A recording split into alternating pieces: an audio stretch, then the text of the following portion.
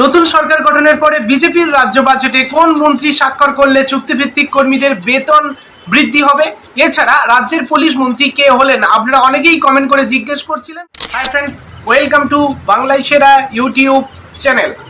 এই মুহূর্তে আপনাদের প্রত্যেকের জিজ্ঞাস্য যে নতুন সরকার এলে নতুন কি বাজেট ঘোষণা হতে পারে, এই মুহূর্তে বিশেষজ্ঞদের মতামত কি আছে, আর এই বাজেট ঘোষণার পরে চুক্তিভিত্তিক বা কন্ট্রাকচুয়াল স্টাফদের জন্য কি উন্নতি হতে পারে, কোন মন্ত্রী স্বাক্ষর করলে সেই বাজেট অনুযায়ী তাদের আর্থিক বরাদ্দ বৃদ্ধি হতে পারে, অর্থাৎ এখানে আমি আপনাদেরকে জানাবো সম্পূর্ণ তথ্য এবং কোন কোন ক্ষেত্রে পরিবর্তন আসতে পারে। আমাদের এই অর্থমন্ত্রী কে হলেন, ডিটেলস তথ্য আপনি জানতে পারবেন এই ভিডিওটির মাধ্যমে। তো ভিডিওটি অবশ্যই লাইক করুন, শেয়ার করে প্রত্যেককে জানান। নিয়মিত চাকরি সংক্রান্ত এডুকেশন রিলেটেড গুরুত্বপূর্ণ নিউজগুলি দেখতে চ্যানেলটিকে সাবস্ক্রাইব করে রাখুন। তাহলে চলুন ডিটেলস দেখে নেওয়া যাক। বন্ধুরা, গতকাল আমি এডুকেশনাল পারপাস আপনাদেরকে জানিয়ে দিয়েছিলাম যে কোন দপ্তরের কোন মন্ত্রী দায়িত্বে আছেন, অর্থাৎ একটি প্রজেক্টেড একটি তালিকা আমি জানিয়েছিলাম, অর্থাৎ কোন দপ্তরের আন্ডারে কোন মন্ত্রী আছেন বা কোন মন্ত্রীর হাতে কোন দপ্তরের দায়িত্ব দেওয়া হয়েছে।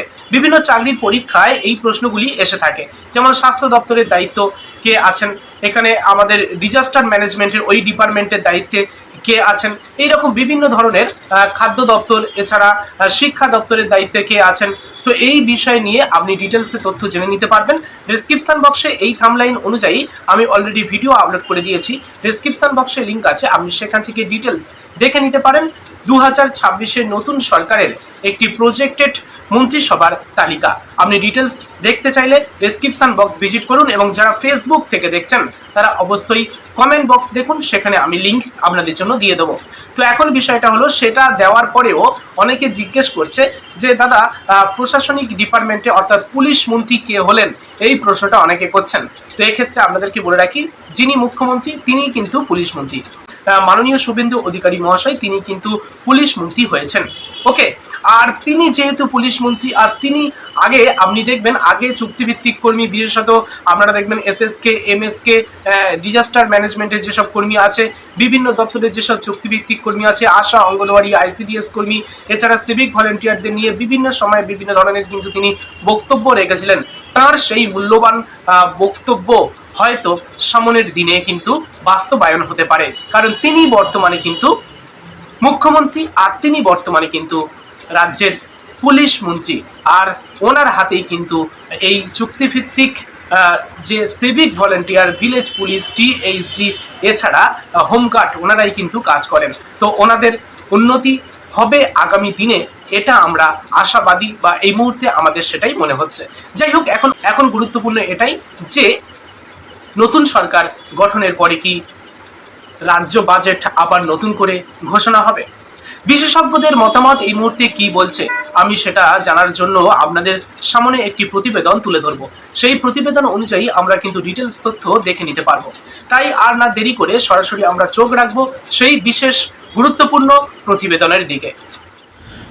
বন্ধুরা, পশ্চিমবঙ্গে এখন নতুন বিজেপি সরকার গঠন করেছে, তাহলে সব থেকে বড় প্রশ্নগুলোর মধ্যে একটি প্রশ্ন যে নতুন বাজেট কি ঘোষণা করা হতে পারে, এই নতুন বাজেট কি ঘোষণা করা হবে, এটা আপনারা প্রশ্ন করছেন। আর এর উত্তর হচ্ছে হ্যাঁ বন্ধুরা, হ্যাঁ, খুব সম্ভবত নতুন বাজেট কিন্তু ঘোষণা করা হবে, কারণ সাধারণ নতুন সরকার ক্ষমতায় এলে তারা নিজেদের অর্থনৈতিক ও রাজনৈতিক পরিকল্পনা অনুযায়ী নতুন বাজেট বা সংশোধিত বাজেট আনতে পারে। বিশেষ করে যদি সরকার পরিবর্তন হয়, তাহলে আগের সরকারের অনেক প্রকল্প, খরচের ধরন এবং অর্থনৈতিক অগ্রাধিকার বদলানোর চেষ্টা করা হয়, এটা আমরা দেখে এসেছি। তাই প্রজেক্টের মন্ত্রিসভার তালিকা অনুযায়ী অর্থ দপ্তরের দায়িত্বে আছেন বা বর্তমানে দায়িত্ব পেয়েছেন স্বপন দাশগুপ্ত মহাশয়।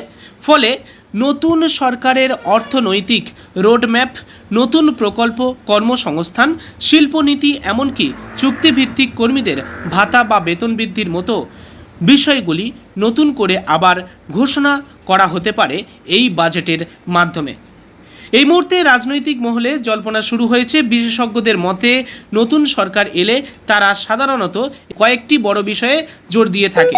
তার মধ্যে উল্লেখযোগ্য এটাই যে নতুন কর্মসংস্থান, শিল্প ও বিনিয়োগ বৃদ্ধি, অবকাঠামো উন্নয়ন, এছাড়া সরকারি খরচের পুনর্বিন্যাস, নতুন সামাজিক প্রকল্প এবং কিছু ক্ষেত্রে কর্মীদের আর্থিক সুবিধা বৃদ্ধির সম্ভাবনা হিসাবে জানানো যাচ্ছে। এরকম কোনো বাজেটের অফিসিয়াল নোটিশ এই মুহূর্তে নেই, তবে যেটা সম্ভাবনা সেটাই বা বাজেটে যে বিষয়গুলি হতে পারে এই মুহূর্তে আমাদের সম্ভাবনা অনুযায়ী প্রতিবেদনটি আপনাদের কাছে পৌঁছে দিলাম। আচ্ছা, পরবর্তী আমরা জেনে নেব চুক্তিভিত্তিক কর্মীদের বেতন বৃদ্ধি বা নতুন ভাতার অনুমোদন করতে গেলে কার সই বা অনুমোদন লাগে। সাধারণভাবে পশ্চিমবঙ্গ সরকারের ক্ষেত্রে কোনো কর্মীদের বেতন বৃদ্ধি, ভাতা বৃদ্ধি, নতুন আর্থিক সুবিধা দিতে হলে কয়েকটি ধাপ থাকে। সেটা প্রথমে বুঝতে হবে যে কোন কোন ধাপে বেতন বা ভাতা বৃদ্ধি হয়ে থাকে। সংশ্লিষ্ট দপ্তরের প্রস্তাব লাগে। সংশ্লিষ্ট দপ্তর হলো ফিনান্স ডিপার্টমেন্টের আর্থিক অনুমোদন প্রয়োজনে ক্যাবিনেট অ্যাপ্রুভাল, গভর্নমেন্ট অর্ডার অর্থাৎ জিও জারি করতে হয়। অর্থাৎ শুধু একজন মন্ত্রীর সইয়ের সবসময় হয় না। বিশেষ করে লক্ষাধিক চুক্তিভিত্তিক কর্মীর বেতন বাড়াতে গেলে ফিনান্স ডিপার্টমেন্টের অনুমোদন খুব গুরুত্বপূর্ণ। অর্থাৎ একসাথে যদি প্রচুর কর্মীর বেতনটাকে বাড়াতে হয় তাহলে কিন্তু ফিনান্স ডিপার্টমেন্টের প্রয়োজন এবং ক্যাবিনেট থেকে কিন্তু অ্যাপ্রুভাল লাগে। এটা নিয়ে একটি বৈঠক হয় এবং বৈঠকের পরে সেখান থেকে কিন্তু অ্যাপ্রুভাল দিলে তারপরে ফিনান্স ডিপার্টমেন্ট থেকে এটা পাস হলে তারপরে কিন্তু কর্মীদের বেতন বৃদ্ধি হয়। তো এখানে বলা হচ্ছে প্রজেক্টেড ক্যাবিনেট তালিকা অনুযায়ী মুখ্যমন্ত্রী শুভেন্দু অধিকারী মহাশয়, অর্থমন্ত্রী স্বপন দাশগুপ্ত মহাশয়। সেক্ষেত্রে এই নতুন কাঠামো অনুযায়ী বেতন বৃদ্ধি হলে ফিনান্স ডিপার্টমেন্টের সম্মতি অবশ্যই গুরুত্বপূর্ণ হিসাবে ধরা হবে।